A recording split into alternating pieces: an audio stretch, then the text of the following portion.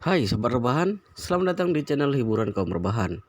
Admin akan melanjutkan membacakan sebuah cerita novel yang sangat menarik, yang sangat seru, yang sangat menghibur, yang sangat layak untuk diikuti dari awal hingga akhir. Sebuah cerita novel yang berjudul The Story of Yi Chen.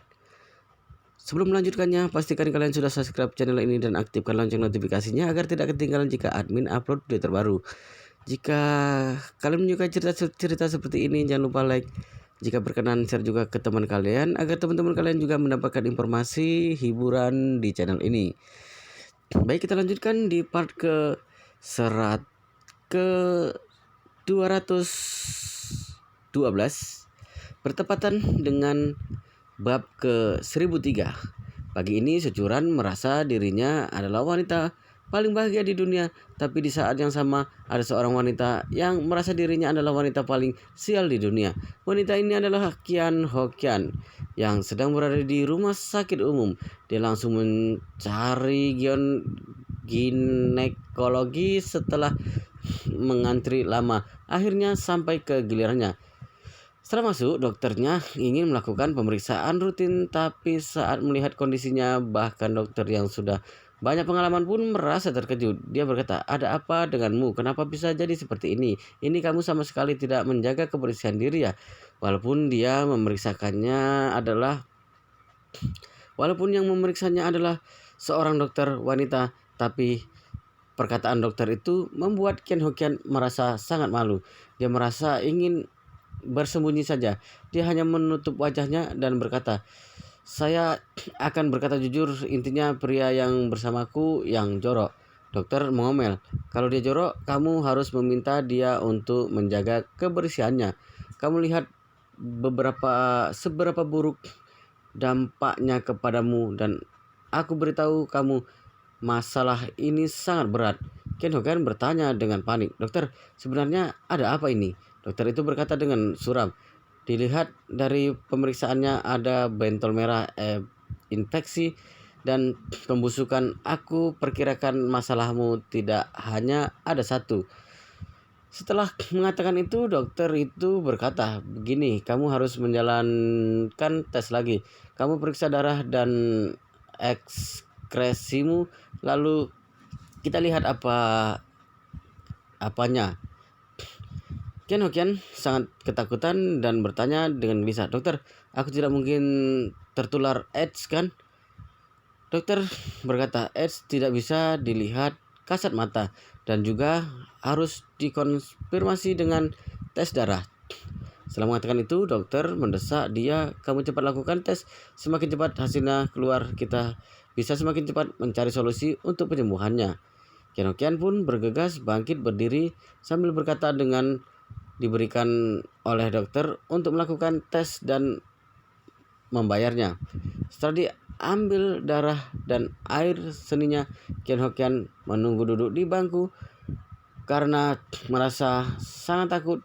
Dia tidak mempedulikan rasa gatal yang ada di tubuhnya saat ini. Hanya ingin tahu sebenarnya ada penyakit apa dalam tubuhnya secepat mungkin. Yang pertama keluar adalah hasil pemeriksaan ekskresinya. Hasilnya ada beberapa pembusukan parah dan inflamasi. Ken Hokian langsung merasa sangat panik. Dia langsung membawa kertas hasil pemeriksaan itu ke dokter. Setelah dokter melihat hasil pemeriksaan itu, dia tidak terkejut dan berkata, "Inflamasi dan pembusukan bisa diperiksa dengan kasar mata. Hanya saja aku tidak menduga akan separah ini. Harus segera diobati secara secepat mungkin. Kalau tidak, akan menjadi masalah besar." Setelah mengatakan itu, dokter itu bertanya lagi, "Hasil pemeriksaan darah belum ada. Itu yang paling penting." Ken Hokian berkata, "Darahnya belum keluar. Aku merasa sangat takut, jadi langsung membawa ini untuk dokter lihat." Dokter menganggukkan kepalanya dan berkata, "Tunggu hasil tes darahnya saja. Setelah hasilnya keluar, banyak masalah yang bisa dipastikan dari hasil tes itu." Ken Hokian hanya bisa keluar dari ruangan dokter dan menunggu hasil tes darahnya keluar. 20 menit kemudian hasilnya pun keluar. Kali ini hasil tesnya ada 4 lembar kertas. Setelah Ken Hokian mengambilnya, dia melihat dari kertas paling pertama. Laporan pertama hasil tes itu membuat dia terkejut setengah mati. Neisseria gonorrhoeae positif. Neisseria gonorrhoeae, bukankah ini penyakit gonore? Bangsat, atasan sial itu menularkan penyakit gonore kepadaku. Ken Hokian pun merasa sangat takut sambil melihat laporan lembar kedua. Di laporan hasil tes lembar kedua tertulis Treponema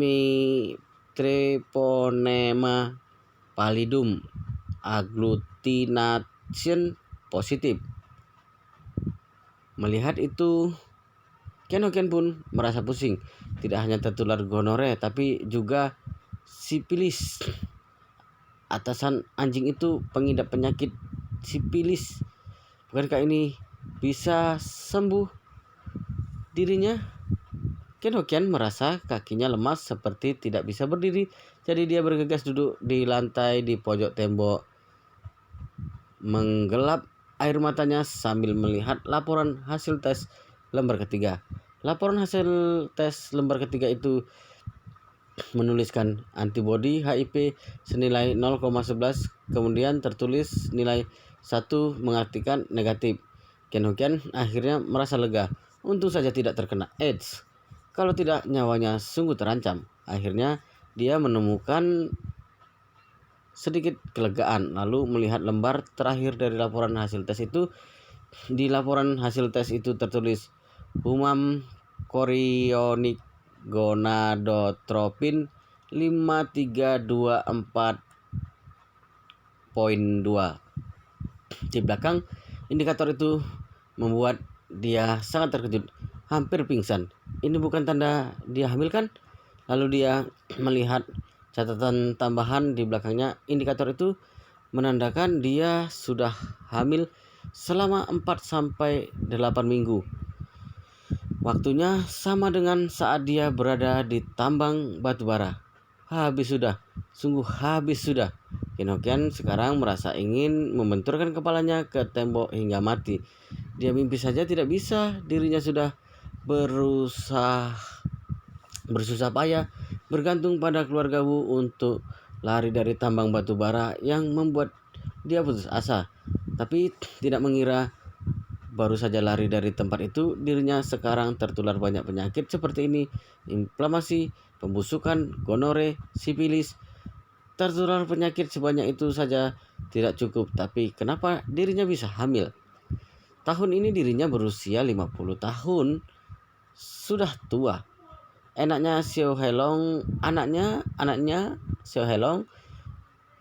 saja sudah berumur 28 tahun. Dirinya sekarang hamil. Kalau benar melahirkan, bukankah akan membuat dirinya malu? Nantinya bukankah dirinya akan dimarahi mati-matian? Memikirkan itu, Ken Hokian bergegas membawa hasil tes itu ke dokter.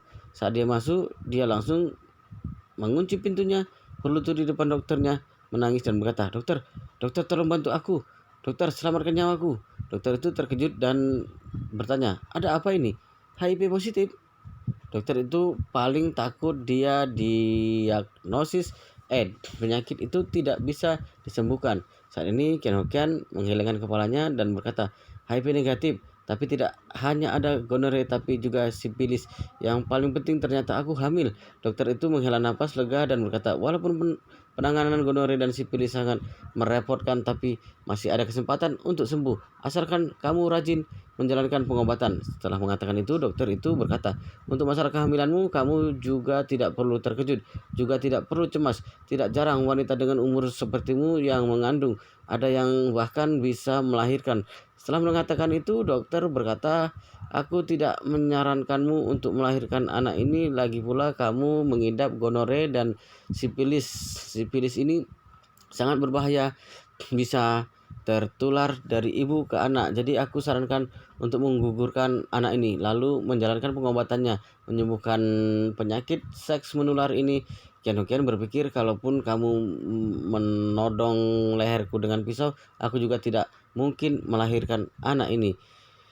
Kalau suaminya, mertuanya, dan anak-anaknya tahu dirinya berada di tambang dan batu bara untuk waktu yang lama lalu, setelah keluar ternyata hamil, bagaimana mungkin dia masih berani tinggal bersama mereka?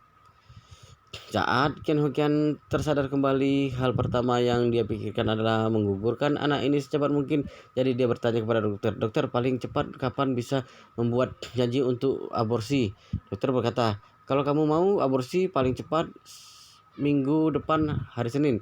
Ken Hokian mendengar harus menunggu sampai Senin pun langsung panik. Lalu bertanya dengan gelisah, "Kenapa harus hari Senin? Kalau masalah uang, aku bisa membayarnya 2 kali lipat atau 10 kali lipat. Sekarang masalahnya sangat genting. Semakin lama menunda akan menambah bahayanya ketahuan, membuatnya semakin cemas." Dokter menggelengkan kepalanya, "Bukan masalah uang, melainkan tidak ada operasi yang akhir pekan. Jadi kalau kamu mau menggugurkan anak ini harus menunggu sampai hari Senin." "Baiklah, hari Senin ya, hari Senin." Ekspresi Ken Hokian berubah, walaupun panik, tapi dia hanya bisa menerimanya. Lagi pula, dia tidak bisa melakukan sendiri. Menggugurkan anak bukanlah hal kecil. Dengan dirinya yang sudah umur segini, kalau tidak hati-hati, akibatnya bisa fatal. Dokter itu berkata, "Begini saja, aku akan memberikanmu obat lebih dulu. Kamu bisa bawa untuk kontrol lebih dulu. Setelah aborsi, kita akan menjalankan perawatan sistematik untuk penyakit seks menularmu." Ken Hokian menganggukkan kepala dan berkata, "Kalau begitu terima kasih banyak dokter." Dokter melambaikan tangan dan berkata, "Nanti kamu pulang lebih baik minta suamimu untuk periksa gonore dan sipilis. Biasanya bisa menular melalui hubungan seksual. Kalau belakangan ini kamu tidur dengan suamimu, mungkin saja dia menularkannya kepadamu, atau kamu sudah menularkannya kepada dia. Dan juga dua penyakit ini sangat menular. Kalau kalian berdua mengidap penyakit ini, kalian bisa mengobatinya bersama bisa saling menyemangati." Ken Hokian mendengar itu pun langsung terasa entakan di hatinya. Ken Hokian tahu jelas penyakit ini tidak mungkin ditularkan oleh suaminya, pasti dari atasannya itu. Tapi beberapa hari lalu, saat berada di rumah keluarga bersama suaminya, mereka tidak tahan dan bercinta. Sekarang dokter berkata penyakit ini sangat menular. Bukankah itu berarti suaminya kemungkinan besar tertular juga? Memikirkan ini, dia pun merasa sangat panik. Kelihatannya solusi paling baik adalah menyembuhkan dirinya sebelum penyakit suaminya kambuh. Dengan begini nantinya kalau penyakit suaminya kambuh, dia tidak akan bersalah. Memikirkan ini, Ken Hokian bertanya kepada dokter, "Dokter, kalau aku secara aktif melakukan pengobatan, perlu berapa lama sampai sembuh total?" Ini dokter itu berpikir lalu menjawab dengan agak bingung, "Aku jujur saja kepadamu, kalau penyakit ini sangat sulit disembuhkan. Waktu pengobatannya sangat panjang, mungkin perlu setidaknya 2 bulan. Lama sekali." Ken Hokian merasa sangat terpuruk. Dokter pun menghibur dia, tapi tidak pasti, kondisi fisik orang berbeda-beda. Ada orang yang bisa sembuh dengan cepat. Setelah mengatakan itu, dokter berkata, "Kamu sekarang tidak perlu terlalu banyak berpikir. Kita buat janji untuk operasinya lebih dahulu minggu depan. Setelah selesai operasinya, pengobatan akan dimulai."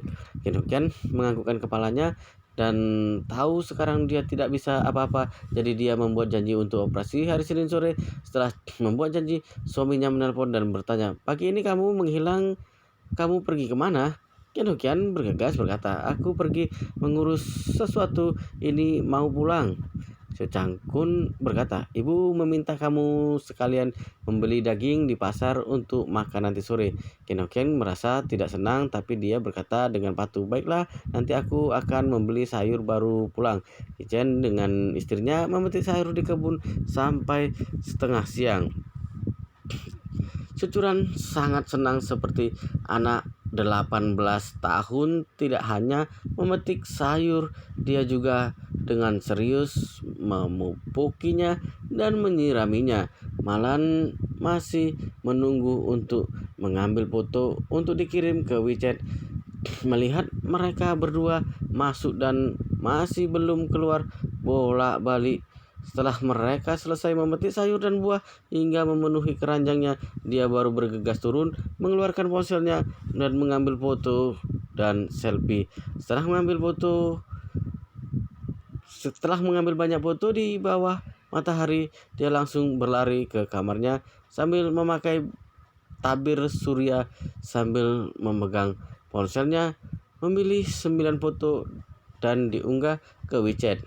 Menuliskan caption, "Lihat kebun sayur rumahku, setelah ku rawat dengan baik, sudah tumbuh dengan baik." Setelah mengunggah itu, dia langsung memancing like dan komentar banyak orang. Tidak ada yang menduga Malan bisa membuat kebun sayur sebesar itu di taman rumahnya. Bisa terlihat banyak tenaga yang dihabiskan untuk kebun itu, termasuk temannya yang membeli pila dan membuat kebun kecil. Menanam sayur memberikan komentar dengki. "Aduh kakak mah, kamu hebat sekali ya, bisa menanam tanaman sebanyak itu di rumah. Tapi bagaimana orang bisa menanam sebanyak itu? Kamu pergi ke kebun sayur orang lain untuk memetik ya?" Lalu foto dan sengaja membohongi kita. Oh, seketika Malan melihat komentar itu, dia langsung marah. Dia mengambil foto pilanya sendiri. Berani meragukan dia. Tunggu saja, dia akan mengambil foto pemandangan dari balkon kamar lantai 3 pilanya. Memikirkan ini, Malan langsung naik ke kamar utama di lantai 3, membuka kamera ponselnya dan mengambil foto tamannya. Tapi saat ini dia tiba-tiba melihat ada sosok aneh di layar ponselnya. Ada bayangan hitam sedang berada di luar pagar taman, menjulurkan tangannya mencuri sayuran dari tamannya. Dia melihat tangan itu sudah mengambil terong yang besar, lalu timun besar dan tomat yang besar. Malan langsung mengomel, "Hei, sedang apa kamu? Mencuri sayuranku ya?" Bayangan itu mendengar omelan itu pun langsung menarik kembali tangannya dan lari. Malan menatapnya. Bagus, yang mencuri sayur itu bukan lain ya Nyonya Besar Xiao sialan itu kan. Jadi dia langsung marah besar dan berteriak, "Nyonya Besar sialan, kenapa kamu tidak tahu malu seperti ini? Sampai datang ke rumahku mencuri sayur. Percaya atau tidak, aku sekarang akan melapor polisi untuk menangkapmu." Nyonya Besar Xiao tidak bisa berlari cepat sambil memegang keranjangnya. Mendengar dirinya dimarahi, dia menoleh melihat. Tidak hanya tidak takut, dia malah meludahinya. Malan pun semakin marah. Dia berlari turun melihat Yichen dan anaknya sedang mencuci sayur di dapur. Dia berkata dengan kesal, "Kalian berdua masih bisa mencuci sayur. Sayur kita dicuri seseorang." "Siapa?" tanya Securan secara refleks. Malan mengomel, "Nenekmu yang tidak mati-mati itu. Selain dia, siapa lagi yang brengsek itu?" Securan mendengar neneknya mencuri sayur dari kebun sayur rumahnya pun menghela napas dengan tidak berdaya. Karena nenek yang mengambilnya, biarkan saja dia, hanya sayuran. Malan berkata, "Kamu tidak bisa berkata seperti itu. Nenekmu pernah memberikan apa kepada kita? Kamu lupa bagaimana dia memperlakukan keluarga kita dulu? Aku tidak bisa menerima dia dengan tidak tahu malunya datang mencuri sayur kita." Securan menggelengkan kepalanya dengan tidak berdaya. "Ibu, jangan berpikir terlalu jauh. Nenek juga melihat sayur kita bagus sekali, jadi memetik beberapa dan memakannya. Kita juga tidak perlu pelit." Malan berkata dengan pahit, "Kamu hanya tahu mengalah saja." Setelah mengatakan itu, dia pun turun. Tapi Malan semakin memikirkannya semakin merasa kesal. Sayuran sebagus itu, bahkan daunnya saja tidak boleh diambil oleh Nyonya Besar Xiao. Anakku merasa tidak apa-apa. Sekalinya Nyonya Besar Xiao mencuri, pasti akan ada yang kedua kali, ketiga kali, sampai 100 kali. Jadi Malan bergegas keluar dari kamarnya pergi ke pintu dapur lalu berkata kepada Yichen, "Yichen, aku ingin membicarakan sesuatu denganmu." Yichen menganggukkan kepalanya dan berjalan ke pintu. Malan bergegas berbisik, "Yichen, ibu ingatkan kamu ya, kamu membuat kebun untuk curan harus dijaga dengan baik. Dari pencuri, aku sudah tinggal lama dengan Nyonya Besar Xiao. Aku sangat mengerti dia orang seperti apa. Kalau kamu tidak mengurusnya besok, semua akan habis dicuri olehnya." Sebenarnya dalam 3 tahun ini, Yi Chen sudah sangat mengenal setiap anggota keluarga Xiao. Dia tahu jelas kepribadian dari setiap anggota keluarga Xiao. Menurutnya, selain istrinya, Xiao Churan juga terlahir sebagai orang baik. Hanya ada Xiao Changkun yang bisa diselamatkan, sisanya hanya sampah, termasuk Malan dan Nyonya Besar Xiao. Jadi dia juga tahu kalau dirinya tidak melakukan sesuatu, Nyonya Besar Xiao pasti akan seperti yang Malan katakan, mencuri sekali lalu ada yang kedua kali. Jadi dia terpikir akan sebuah rencana. Kemudian Yichen bertanya kepada Malan, "Apakah kamu tahu Nyonya Besar Xiao paling suka makan sayur apa?"